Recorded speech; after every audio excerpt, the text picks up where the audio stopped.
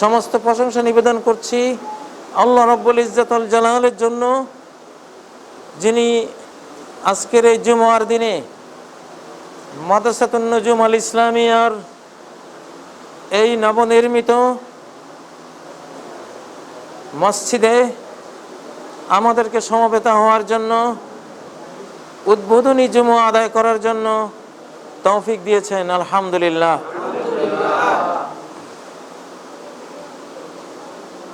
এটি আপনাদের জন্য ইনশাআল্লাহ ভবিষ্যতে আরো সুন্দর করে সাজিয়ে গুছিয়ে তৈরি হবে ইনশাআল্লাহ। আল্লাহ তৌফিক দেবেন। আজকে একেবারেই অপ্রস্তুত ঘরের মতো, আগের যুগের মাটির ঘরের মতো দেখাচ্ছে। আমরা মুসলিম, এগুলোতে আমাদের কিছু যায় আসে না।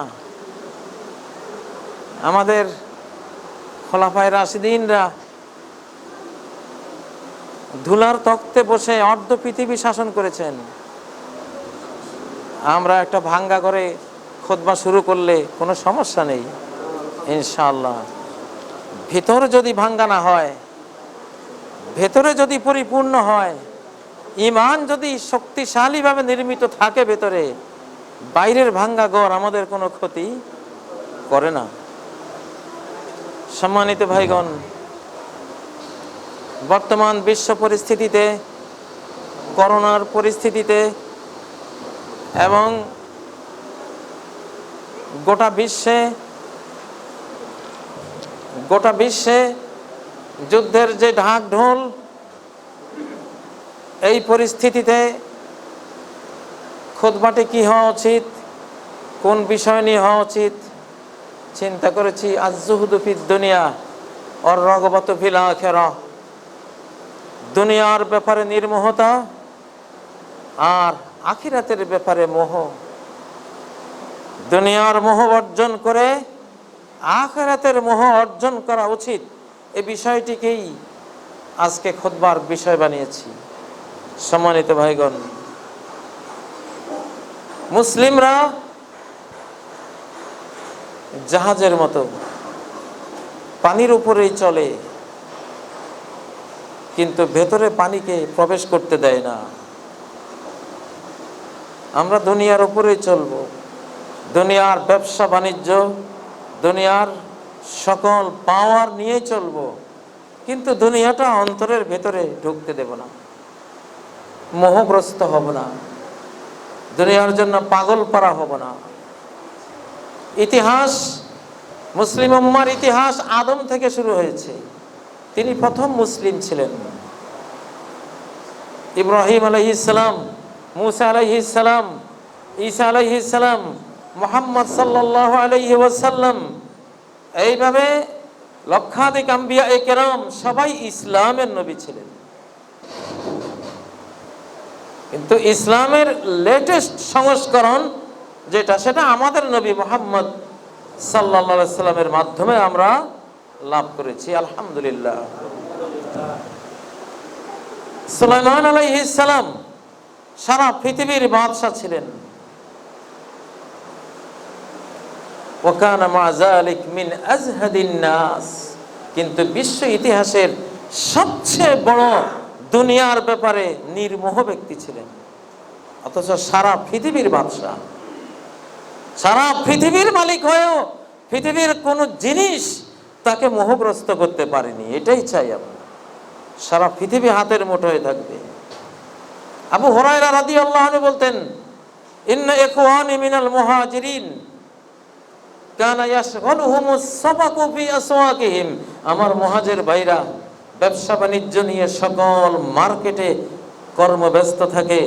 ওয়া ইন্না ইখওয়ানি মিনাল আনসার, আমার আনসার ভাইয়েরা কানা ইয়াশগালুহুমুল আমালু ফি আমওয়ালিহিম, তারা তাদের বাগ বাগিচা, ফসলের ক্ষেত, ফলের বাগান নিয়ে তারা কর্মব্যস্ত থাকে। বাজারও তাদের দখলে, কৃষি ফল ফসলও তাদের দখলে। অথচ এই সাহাবীদের দুনিয়ার নির্মোহতা আমরা যখন ইতিহাসে পড়ি তখন হতবাক হয়ে যেতে হয়। সারা পৃথিবী হাতের মুঠে পেয়েও পৃথিবীর কিছুই তাকে মোহগ্রস্ত করেনি। সম্মানিত মুসল্লিয়ানে কেরাম, আদ-দুনিয়া লা তুসাবি শাইআন, পৃথিবী কিছুই না, কিছুই না, নাথিং।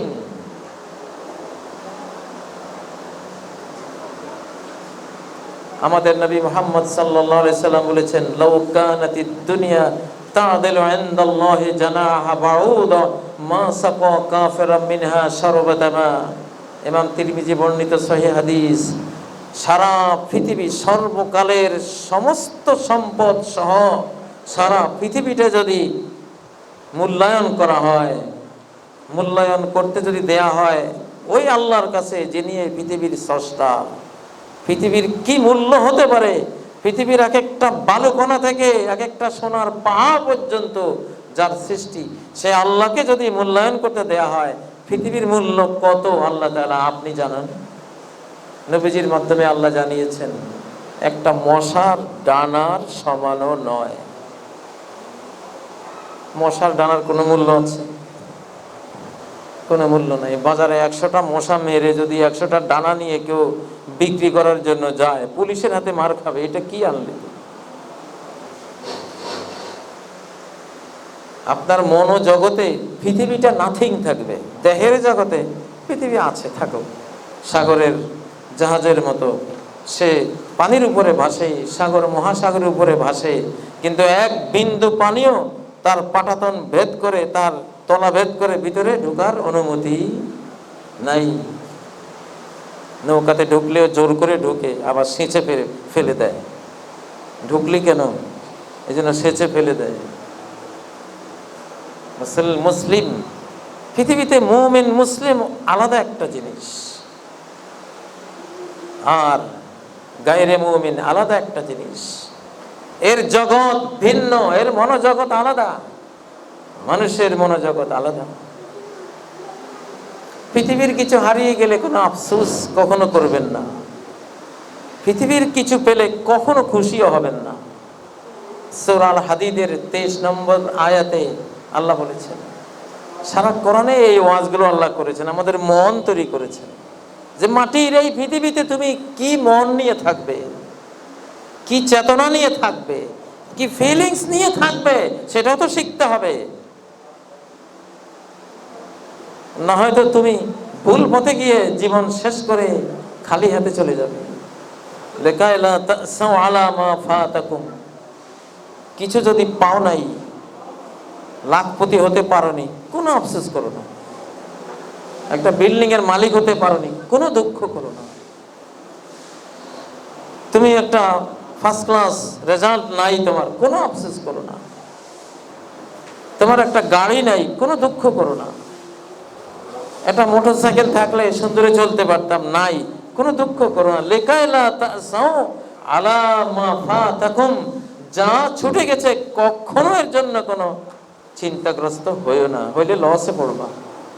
পৃথিবী কিছু না পেলে, এটা এই যোগ্য নয় যে পৃথিবীর কিছু না পেলে সেটার জন্য তুমি কাঁদবে, দুঃখ করবে, এই যোগ্যতা পৃথিবীর কোনো জিনিসের নাই। এত বড় মূল্য পৃথিবীর কোনো জিনিসের নাই যে সেটা না পেলে তুমি দুঃখ করবে। তুমি এত বড় মানুষ, এত বড় মূল্যায়ন তোমার, আশরাফুল মাখলুকাত, কুল মাখলুকাতের চেয়ে তুমি এতটা বড় যে এই পৃথিবীর কিছু না পেলে তুমি একটু দুঃখ করবা। আল্লাহ বলতেছেন তোমার জন্য উচিত হয়নি, তুমি এর চেয়ে কত বড়।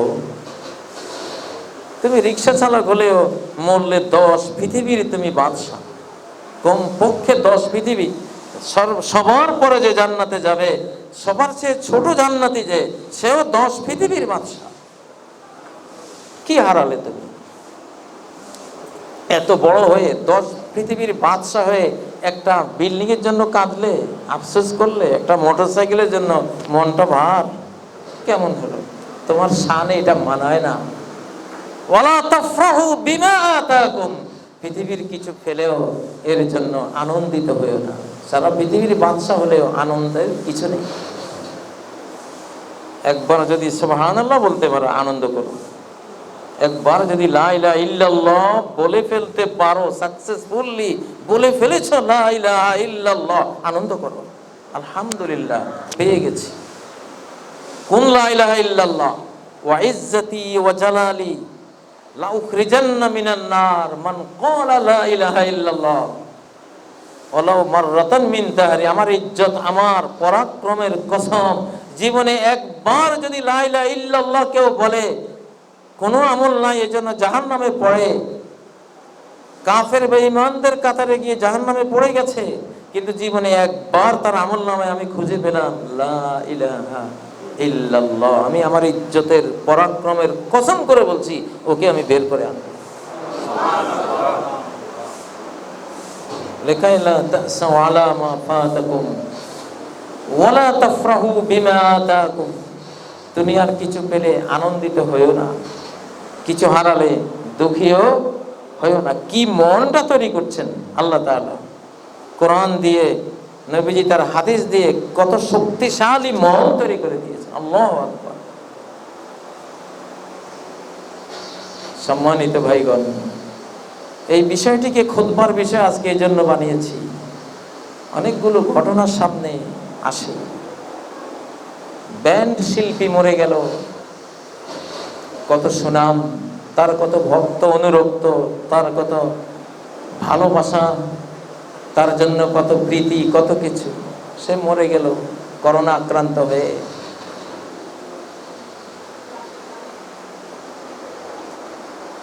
তার লাশটা উঠানে ফেলে রাখা হলো, কেউ নাই, কোনো ভক্তই গেল না, কোনো অনুরক্ত গেল না, পুলিশ নিয়ে লাশটা গোরস্থানে দাফন করলো, কেউ নেই।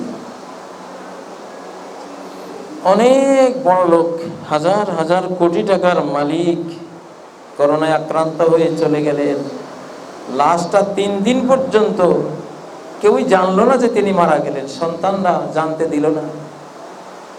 তার মহব্বতে না যে বাবা মরে গেছে আরো 3টা দিন থাকুক, এই মহব্বতে না। অনেক সম্পদ, টাকাগুলি ভাগাভাগি করতে সময় লাগবে, লাশ পড়ে থাকে, ওকে দিয়ে কি করবে মরা লাশ। আসলে যে আল্লাহকে ভালোবাসে তার পক্ষে সম্ভব আপনাকে কিছু ভালোবাসা দেয়া, আর যে আল্লাহকে ভালোবাসে না সে কোনোদিনও আপনাকেও ভালোবাসা দিতে পারবে না, তার কাছে নাই। যার কাছে যেটা নাই সে দিবে কি? সন্তানরা বাবাকে ভালোবেসেছে আল্লাহর জন্য নয়, টাকার জন্য। অতএব যতদিন জীবন ছিল টাকার জন্য ভালোবেসেছিল, নাই জীবন নাই, লাশ কোনো মূল্য নাই, 3 দিন ফেলে রেখে টাকা পয়সা ভাগ করে তারপরে জানিয়েছে যে আমাদের বাবা মারা গেছে। বিদেশ থেকে বছরের পর বছর চাকরি করে, গোলামি করে, রক্ত পানি করে, মাথার ঘাম পাতালে ফেলে টাকা পাঠিয়ে পাঠিয়ে বাড়ি তৈরি করলো, জমি কিনলো, বিল্ডিং করলো। করোনা আক্রান্ত হওয়ার পরে ওই করোনা আক্রান্ত দেশ থেকে বাংলাদেশে আসলো, নিজের বাড়ির সামনে দুয়ারে গিয়ে কাকুতি মিনতি করছে, কেউ দুয়ার করছে, খোলে নাই। এই হলো পৃথিবী, আমাদের এই পৃথিবী। কি মূল্য আছে? বাবা মরে যায়, ছেলেরা কেউ যায় না, সন্তানরা, বন্ধুরা তো দূরে থাকুক, নিজের সন্তানরাও দেখতে যায় না। এই হলো পৃথিবী। অতএব বর্তমান মহামারীর এই পরিস্থিতিতে, এই পরিবেশে মুসলিমদের সবচেয়ে বেশি স্টাডি করা উচিত আজ-জুহুদু ফিদ দুনিয়া, দুনিয়ার নির্মোহতা কি জিনিস এটা বোঝা উচিত। আম্বিয়ায়ে কেরামদের জীবন কি ছিল? কেন সুলাইমান নবী সারা পৃথিবীর বাদশা হয়েও সামান্যতম কোনো দুনিয়ার মোহ তাকে গ্রাস করেনি? একদিন শুধু যুদ্ধে যাওয়ার ঘোড়াগুলি ওনার কাছে ভালো লেগেছিল, ঘোড়া দেখতে দেখতে, তাও আল্লাহর জন্য ভালোবাসা। আসরের টাইম, আসরের নামাজ পড়তে পারেননি, সূর্য হাত্তা তাওয়ারাত বিল হিজাব, সূর্য অস্ত গিয়েছে, ঘোড়াগুলোকে সব কেটে ফেলেছে। তোদের জন্য আজকে আমার নামাজ নষ্ট হয়েছে, একটাও রাখবো। ফাতাফিকা মাসহাম বিসসুকি ওয়াল আনাক, সেই মহামূল্যবান এক একটা ঘোড়ার মূল্য কয়েক কোটি টাকা হয়। সেই গোনাকে গর্দান মেরে মেরে সব হত্যা করলেন যে তোদের জন্য আমার সালাতের ক্ষতি হয়েছে। আমাদের নবী মুহাম্মদ সাল্লাল্লাহু আলাইহি ওয়াসাল্লাম কি ছিলেন? যখন ঘুমাতেন মাটির ঘরে, তখন পিঠের মধ্যে মাদুরের দাগ পড়ে যেত, দাগ পড়ে যেত। ঘরে কিছুই নেই, দুই একটা বাসন কোসন, গ্লাস, যুদ্ধের কিছু সামগ্রী, তলোয়ার, এই ছাড়া কিছুই নেই। এরা দুনিয়ার ত্যাগী ছিলেন না। দুনিয়া ছিল কোটি কোটি টাকা দিরহাম দিনের আসতো, দেদার সে দু হাতে বিলাতেন। হযরত আলী বলেন, তাজাওয়াজতু ফাতিমা, ফাতিমা রাদিয়াল্লাহু আনহাকে বিয়ে করলাম। ওমা লি ওয়ালাহা ফিরাশুন ইল্লা জালদা বাঈর, আমার আর তার কোনো বিছানা ছিল না যে বিছানায় ঘুমাবো। জাজিম তো দূরে থাকো, একটা বিছানাও না, একটা চামড়া ছিল। এই চামড়া কুন্না নানামু আলাইহি বিল লাইলে, রাত্রে ওই চামড়াটা বিছিয়ে ঘুমাতাম। ওয়া নালিফু আলাইহিন নাদিহা বিন নাহার, রাতের বেলায় ওই দিনের বেলায় ওই চামড়াটা বিছিয়ে উটকে ঘাস দিতাম, উটকে ঘাস খাওয়াতাম ওই চামড়ার উপরে। রাত আসলে চামড়াটা একটু মুছে টুছে ওইটার উপরে আমি আর আমার স্ত্রী ফাতেমা ঘুমাতাম। এরা দুজাহানের বাদশা, এরা জান্নাতি। আলীও জান্নাতে সুসংবাদ প্রাপ্ত, আর ফাতেমা তো সাইয়্যিদাতু নিসাই আহলিল জান্নাহ, জান্নাতি নারীদের নেত্রী। ঘুমায় কিসের উপরে? এরা চামড়ার উপরে ঘুমিয়ে যে আনন্দ, যেই তৃপ্তি, যেই সুখ, যেই প্রশান্তি তারা ভোগ করেছিল, এই পৃথিবীর উন্নত থেকে উন্নততর কোন অক্সাইড পরিবেশে, এসি পরিবেশে, কোটি কোটি টাকা মূল্যের কোন খাট পালনকে ঘুমিয়েও কেউ সেই শান্তি লাভ করতে পারে না। মুসলিমের জাহানটা আলাদা, তার জগৎটা আলাদা, তার ফিলিংস আলাদা, তার ভাব আলাদা। সে তো মুসলিম।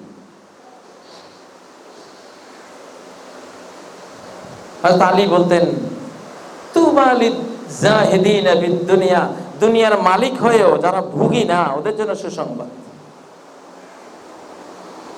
ফকির যদি দরবেশ হয়, ফকির যদি সন্ন্যাসী হয়, হবেই তো, তার তো উপায় নেই, তার তো নাই কিছু। সে দরবেশই করবে না, সন্ন্যাসী হবে না, তো কি হবে? তার এই সন্ন্যাস ব্রতের মধ্যে কোনো মূল্য নাই। কিন্তু ধনী হয়ে যদি কেউ সন্ন্যাসী হয়, পৃথিবীর হাজার কোটি টাকার মালিক, তার মসজিদে পড়ে থাকে, মসজিদে ঘুমায়, মাদুরের উপরে ঘুমায়, হাজার কোটি টাকার প্রতি দৃষ্টি, স্বর্ণের টুকরার দিকে দৃষ্টি, আর এক টুকরা মাটির দিকে দৃষ্টি, তার 100 মান। এটা হলো বাপের বেটা, এটারে বলে মুমিন। তওবা। আজকে করোনার পরিস্থিতিতে আরো অনাগত মহামারীগুলো আসতেছে। লা ইয়াতি আলাইকুম জামানুন ইল্লা ওয়াল্লাযী বাদাহু শাররুম মিনহু। সহিহ বুখারীতে নবী সাল্লাল্লাহু আলাইহি ওয়াসাল্লামের হাদিসটি রয়েছে, আনাস ইবনে মালিকের বর্ণনায়, যাবে দিন ভালো, আসবে দিন খারাপ।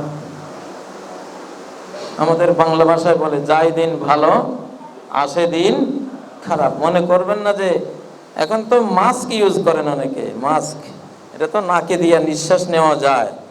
সামনে আসবে গ্যাস মাস্ক, টোটাল হেলমেটের মতো করে একেবারে গলা পর্যন্ত পেঁচানো লোহার হেলমেট। কারণ গ্যাস আক্রমণ আসবে। তৃতীয় বিশ্বযুদ্ধের পরিস্থিতি মঞ্চায়িত হচ্ছে। চোখ কান খোলা যাদের, তারা তো জানেন। মৃত্যুর মেঘ আকাশে ভাসছে, দেখতে পাচ্ছি। আরো ভয়াবহ আসবে।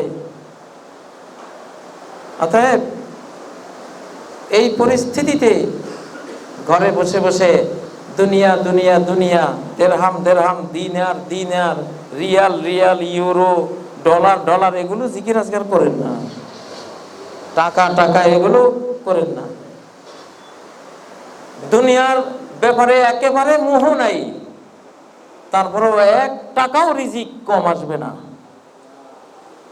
আর দুনিয়ার ব্যাপারে এত মোহ যে দুনিয়া ছাড়া কিছুই বুঝেন না, তারপরেও রিজিক 1 টাকাও বেশি আসবে না। মোহ, খামাখা দুনিয়ার মোহ অন্তরে জায়গা দিয়ে আখিরাত হারাবার প্রয়োজনটা কি? ওমরের গভর্নর, মিশরের গভর্নর আমর ইবনে আল-আস রাদিয়াল্লাহু তাআলা আনহু খুতবা দিতেন আর বলতেন, মা আবআদাকুম আন নবিয়্যিকুম সাল্লাল্লাহু আলাইহি ওয়াসাল্লাম, হে মিশরবাসী, তোমাদের নবী থেকে তোমরা কতটা দূরে, কতই না দূরে। কানা আজহাদান নাস বিদ দুনিয়া, উনি তো দুনিয়ার ব্যাপারে সবচেয়ে বেশি নির্মোহ ছিলেন। 1,00,000 দিরহাম, আজকের 100 কোটি টাকা এসেছে মসজিদের কর্নারে, বললেন স্তূপ করে রাখো। সালাম ফিরিয়ে ভাগ করতে শুরু করলেন, দিতে শুরু করলেন। দেয়া শেষ করে 1 দিরহামও নিজে নিয়ে যান নাই, সবাইকে দান করে নিজে ফিরে গেলেন।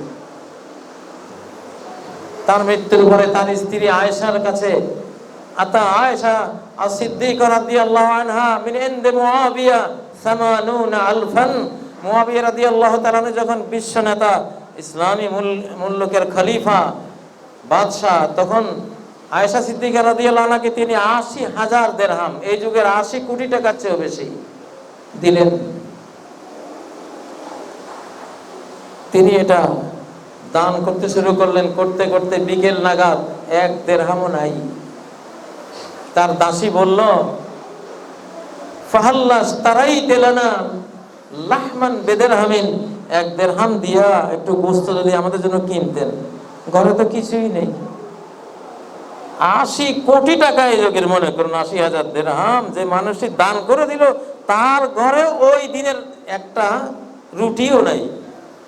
দান করে বিকেল বেলায় তিনি আর তার আশপাশে সবাই অনাহারে। আমরা খেয়ে যা খুশি থাকি, ওরা অনাহারে হচ্ছে আরো অনেক বেশি আনন্দিত থেকেছে। এটা সম্ভব? যার সামনে 10 পৃথিবীর রাজত্বের স্বপ্ন থাকে, দুনিয়াতে না খেলে কি হয় তার? যে একদিন স্বর্ণের বিল্ডিং এ আরাম করবে, দুনিয়ার এসব মাটির ইটের ঘরে না থাকলে কি হবে? এজন্য হযরত আলী বলেছেন, উলাইকা কওমুন, এদেরকে চেনো, এরা কোন জাত? ইত্তাখাযুল আরদা বিসাতা, পৃথিবীতে মাটির পৃথিবীকে ওরা বিছানা বানিয়েছে। ও তুরাবাহা ফিরাশা, কাদা মাটিকে ওরা ফরশ বানিয়েছে। ও মাহা তাইয়িবান, মাটির ঝর্ণা থেকে পানি আসে, ওই পানি পান করেছে, কি আনন্দিত। ওয়াল কিতাবা শিআরান, আল্লাহর কোরআন ওদের প্রতীক। কোরআনওয়ালা, থিওরিক্যাল কোরআন, ওদেরকে দেখলে মনে হয় এরা প্র্যাকটিক্যাল কোরআন। ও দোয়া দিসারা, আল্লাহর কাছে দোয়া প্রার্থনা ছিল ওদের গায়ের চাদর, সারা দিনই দোয়া। আল্লাহু আকবার। ওরাফাতুদ দুনিয়া রাফদান, দুনিয়ার কোনো মোহ কখনো তাদেরকে আক্রান্ত করেনি। সারা পৃথিবীর মালিক হয়েও পৃথিবী তাদেরকে ধোকায় ফেলেনি। আজকের এই করোনা পরিস্থিতিতে দরবেশি শিখুন, দুনিয়া উপার্জন করুন, কিন্তু মোহগ্রস্ত হবেন না, লাভ নাই। মরে যাবেন, কেউ দেখতেও আসবে না, ভয় পাবে। সামনে আরো ভয়ঙ্করটা আসতেছে, প্ল্যান প্রোগ্রাম হয়ে আছে অলরেডি। অতএব হযরত ওমর থেকে শিখুন কিভাবে থাকবেন এই পৃথিবীতে। অর্ধ পৃথিবীর প্রেসিডেন্ট সিরিয়া যাচ্ছেন বাইতুল মুকাদ্দাস শহরের চাবি নেয়ার জন্য। তার সৈনিকরা বাইতুল মুকাদ্দাস জয় করেছেন, চাবিটা তার হাতে তুলে দেবেন, তিনি যাচ্ছেন। একটা অর্ধ পৃথিবীর প্রেসিডেন্ট যাচ্ছে, গোলাম একজন, আর উনি আর উট। কখনো উনি পিঠে, গোলাম উট টানে, তারপরে কখনো গোলাম পিঠে, ওমর উট টানে। এইভাবে টানতে টানতে যখন সিরিয়ার ওখানে পৌঁছলেন, ফিলিস্তিনের ওখানে পৌঁছলেন, তখন ওমর উটটা টানতেছিল আর গোলামটা উটের পিঠে।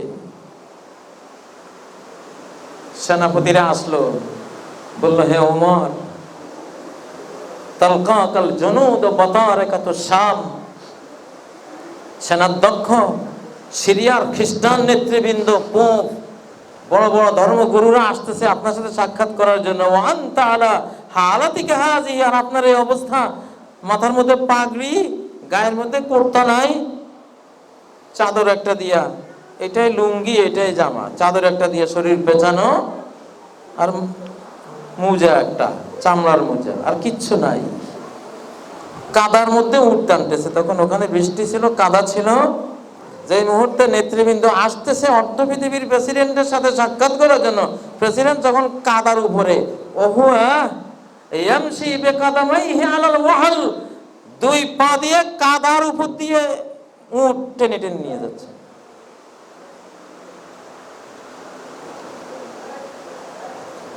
যাদের ভেতরে মণিমুক্তায় ভরা থাকে, ওরা বাইরের ধন খুঁজে বেড়ায় না। আর যাদের ভেতরে কিছুই নেই, এরাই বাইরের গুলির জন্য পাগল থাকে। ওমরদের ভেতরের জগৎটা এত মণিমুক্তায় ভরা, বাইরে কি? আমি নরসিংদীতে কিছু বড় বড় কারখানার মালিককে দেখেছি। নরসিংদী শিক্ষকতা করেছি, জামিয়া কাসিমিয়া বহু বছর, এখনো আছি। একজন ছিল বড় কারখানার মালিক, ছেঁড়া পাটা ব্যাগ নিয়ে যাইতেন সবসময়, ওনার হাতে ছেঁড়া পাটা একটা ব্যাগ থাকতো, এই ব্যাগের ভিতরে লক্ষ লক্ষ টাকা, ওই ব্যাগের ভিতরে লক্ষ লক্ষ টাকা নিয়ে যাইতেন, কিন্তু ব্যাগের কোনো ছাল বাকলা কিছুই নেই। যেই ব্যাগের ভেতরে লক্ষ লক্ষ টাকা থাকে, সেই ব্যাগের ছাল বাকলা না থাকলে, আর যেগুলির ব্যাগের ভিতরে কিছুই নেই, ওদের ব্যাগ দেখেন কি সাজানো গোছানো পরিপাটি, মনে হয় যেন কত বড় লোক, আসলে ফকির। মুসলিম, এদের ভেতরটা ধনে ভরা। এক লা ইলাহা ইল্লাল্লাহর মূল্য মহাবিশ্বের সমস্ত গ্যালাক্সির জগৎ, সাত আসমান সবকিছু একসাথ করলো, এক লা ইলাহা ইল্লাল্লাহর মূল্য এটা হয় না। কিসের আফসোস? করোনায় লকডাউনে পড়ে কিসের দুঃখ? ঘরের বের হতে পারি না, এটা কিসের সমস্যা? আমাদের নবীজি লকডাউনে ছিলেন 3 বছর, আমরা তো কয় মাস হলো? আমরা তো বাঙালিরা লকডাউন মানি নাই, তাতে আমাদের কত হতাশাগ্রস্ত হয়েছে। নবীজি সাহাবে আবি তলেবে 3টা বছর ফুল পরিবার কোয়ারেন্টাইন, লকডাউন না, কোয়ারেন্টাইন মানে তো গৃহে থাকা, ওখানে পাহাড়ের ভিতরে বন্দি করে রেখেছে। 3টা বছর গাছের পাতা চিবিয়ে চিবিয়ে খেয়েছিলেন, গাছের পাতা। পেট থেকে যেত গরু ছাগলের মতো। মানুষ তার প্রাকৃতিক প্রয়োজন যখন পূর্ণ করে, তখন গরু আর ছাগলের বর্জ্যের মতো তার বর্জ্যটা হয় না। কিন্তু ওই সময়ে ওই সাইয়্যিদুল মুরসালিন, তার পরিবার, তার সাহাবী আবু বকর, ওমর, যারা ওখানে ছিলেন, তাদের পেট থেকে গরুর ছাগলের মতো ওইগুলি যেত, কারণ ওনারা পাতা খেয়েছে। আপনারা তো এখনো পাতা খাইনি। মনকে শক্ত করুন, যদি পাতাও খেতে হয় ঈমান ত্যাগ করবো না ইনশাআল্লাহ। কি আশা আসুক।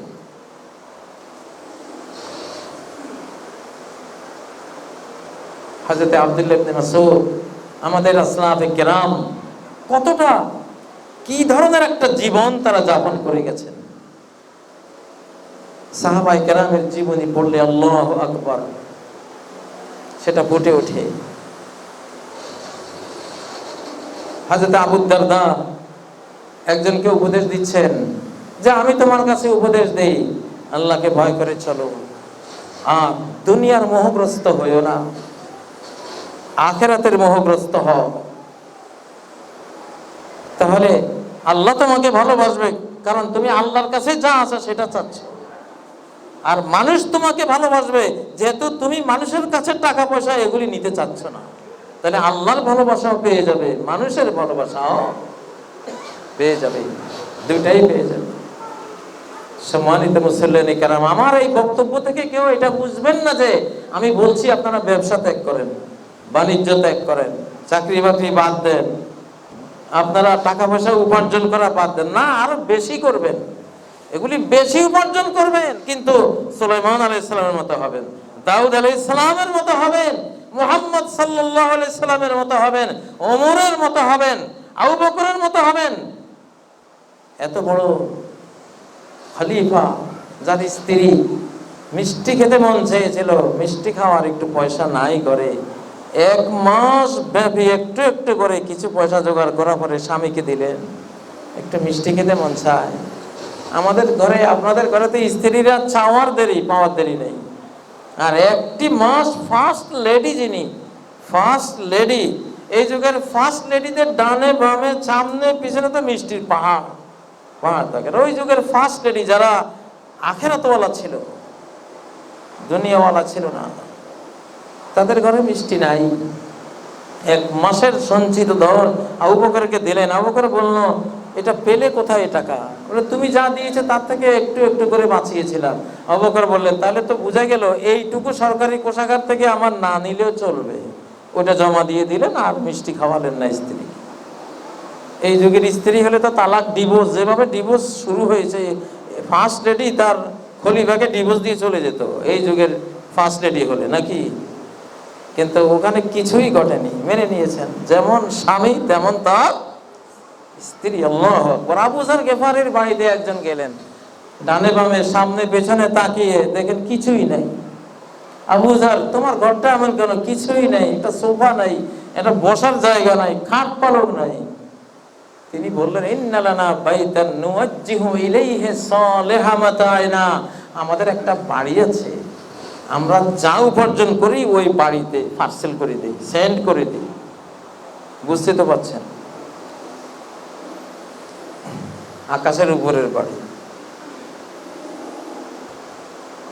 ও ভাইয়েরা, বর্তমান বিশ্ব পরিস্থিতিতে মুসলিমদের এই চ্যাপ্টারটা, দুনিয়ার নির্মোহতা আর আখেরাতের মোহ, এই চ্যাপ্টারটা বেশি বেশি ঘাটবেন, পড়বেন, পড়া উচিত, কাজে লাগবে ইনশাআল্লাহ।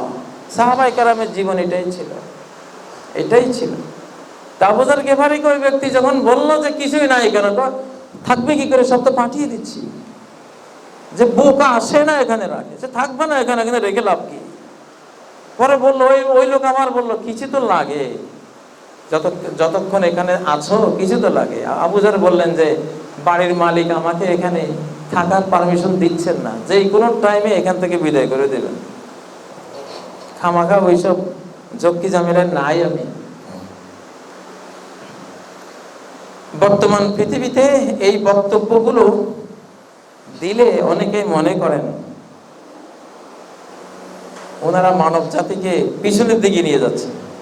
জি না, পিছনের দিকে নিয়ে যাচ্ছি না, সামনের দিকে টানবো, সামনে নিয়ে যাচ্ছি। সামনে ইমাম মাহদী আসলে টাকার বস্তা নিয়ে উনি বসবেন, কেউ নেবে না। মাহদী, তোমার শাসনে এত সুখী আমরা, আকাশের অবারিত বৃষ্টিতে এত ফল ফসল, মাছ, পশুতে জমিন ভরা, গোলা ভরা ধান, পুকুর ভরা মাছ, ক্ষেত ভরা ফসল, বাগান ভরা ফল, আমি টাকা দিয়ে করবোটা কি? আমরা পৃথিবীকে সেদিকে নিচ্ছি ইনশাআল্লাহ, পৃথিবী ওইদিকে যাবে, আমরা পিছাচ্ছি না।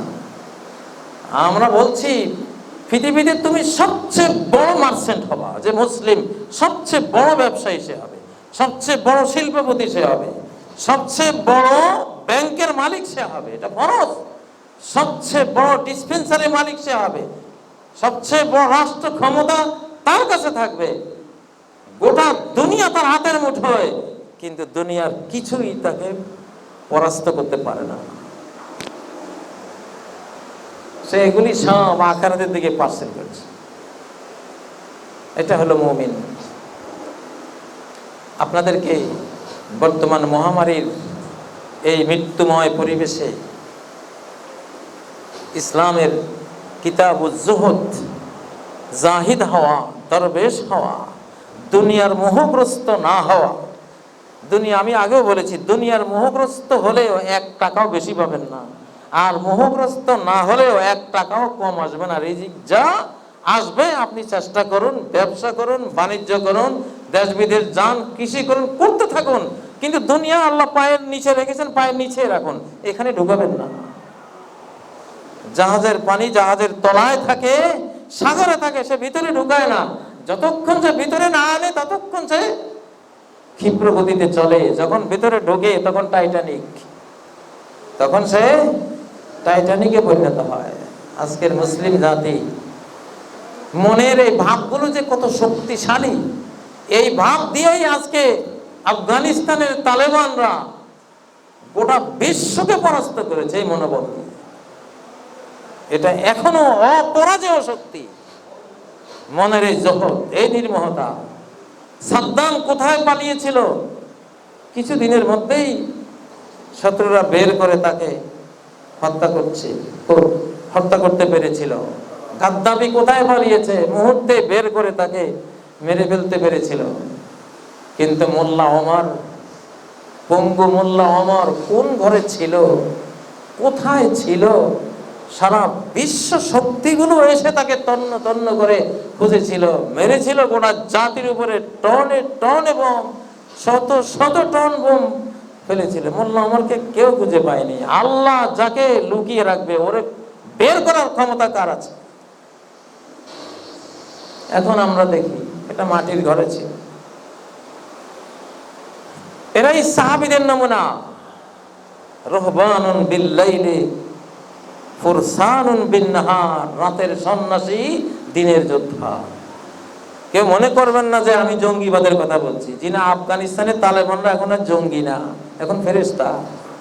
আমেরিকায় বসে সন্ধি করে, কোন সন্ত্রাসীদের সাথে সন্ধি হয় না। সন্ধি হয় দুই ন্যায্য রাষ্ট্রশক্তির সাথে। একটা ন্যায্য রাষ্ট্রশক্তি আরেকটা ন্যায্য রাষ্ট্রশক্তির সাথে সন্ধি করে। যেদিন বিশ্বশক্তি ওদের সাথে সন্ধি করেছে, তার অর্থ হলো বিশ্ব স্বীকার করেছে যে তোমরাও একটা বৈধ রাষ্ট্রপক্ষ। এটা ওখানেই থেমে থাকবে না, গোটা বিশ্বকে। ওদের ভিতরে মাহদী আলাইহিস সালাম আছেন, ওদের সাথে আছেন, ওখানেই আছেন। হাদিসগুলি তাই বলে। এখান থেকে আলো ছড়িয়ে, দুনিয়ার এই নির্মোহতা ছড়িয়ে, আখিরাতের সেই মোহের আলো ছড়িয়ে গোটা বিশ্বকে আলোকিত করে ছাড়বে ইনশাআল্লাহ। আমাদের মুমিনদের আল্লাহ সে শান, সেই আত্মমর্যাদা আল্লাহ দান করুন। তুরস্কের উসমানী খলিফা, সর্বশেষ উসমানী খলিফা আব্দুল হামিদকে ইহুদিরা জায়নিস্টরা বলেছিলেন, আব্দুল হামিদ, ইসরায়েল রাষ্ট্র গঠন করার জন্য ফিলিস্তিনে এক টুকরো জমি দাও, যত স্বর্ণ চাও তোমার দরবারে হাজির করব। ও বলল, সারা পৃথিবী ভরা স্বর্ণ দিলেও এক টুকরো জমি আমি সুলতান আব্দুল হামিদ তোমাদেরকে দেব না, দেওয়ার সেই মন আমার হবে না। কারণ এই সম্পদ আমার নয়, আমার মুসলিম উম্মার। আমি কে এটা দেব তোমাদেরকে? বলে তোমাকে উৎখাত করবো। হ্যাঁ, উৎখাত করো, সমস্যা নেই, মেরে ফেলবো, মেরে ফেলবো, সমস্যা নেই। সে উৎখাত হয়েছে, মৃত্যুবরণ করেছে ওই পথে। তারপরও দুনিয়ার মোহ তাকে গ্রাস করতে পারেনি। এটার নাম মুসলিম। সম্মানিত ভাইগণ, ভিতরে এমন একটা মন সবাই তৈরি করুন, ইসলামের এই দিকগুলিকে মূল্যায়ন করুন। আল্লাহ তাআলা আমাদেরকে এক একজন সাহাবীদের মতো হওয়ার তৌফিক দান করুন। আম্বিয়ায়ে কেরাম যে নির্মোহ দুনিয়াবি জিন্দেগি কাটিয়েছেন, সেরকম নির্মোহতা আমাদের দান করুন। সম্ভবত আজকে এই যে মসজিদ, কিছুই নাই, একটা ছাদও ঠিক মতো এখনো নাই আশপাশে, দরজা জানালাও ঠিক নাই, মিম্বর নাই। নবীজি মিম্বর যতদিন তৈরি হয়নি একটি খেজুরের ডালে হেলান দিয়ে খুতবা দিয়েছিলেন। আমরা তো মিম্বর শিশুকাল থেকে মিম্বর দেখে দেখে হয়তো মনে করছি যে চিরকালেই নবী সাল্লাল্লাহু আলাইহি ওয়াসাল্লাম মিম্বরের উপরেই দাঁড়িয়ে খুতবা দিয়েছেন। জি না, বহুদিন এইভাবে মাটির উপরে দাঁড়িয়ে খুতবা দিয়েছিলেন, খেজুরের ডালে হেলান দিয়ে। যেদিন মিম্বর তৈরি হলো আর খেজুরের ডালকে বর্জন করলেন, ওই খেজুরের ডালটা এমন কেঁদেছিল যেন ছোট্ট শিশু ফুঁপিয়ে ফুঁপিয়ে কাঁদে। আর নবীজি যখন মিম্বর থেকে উঠে তাকে মুছে দিলেন, সে থেমে গেল। সহিহ বুখারীতে হাদিসটি রয়েছে।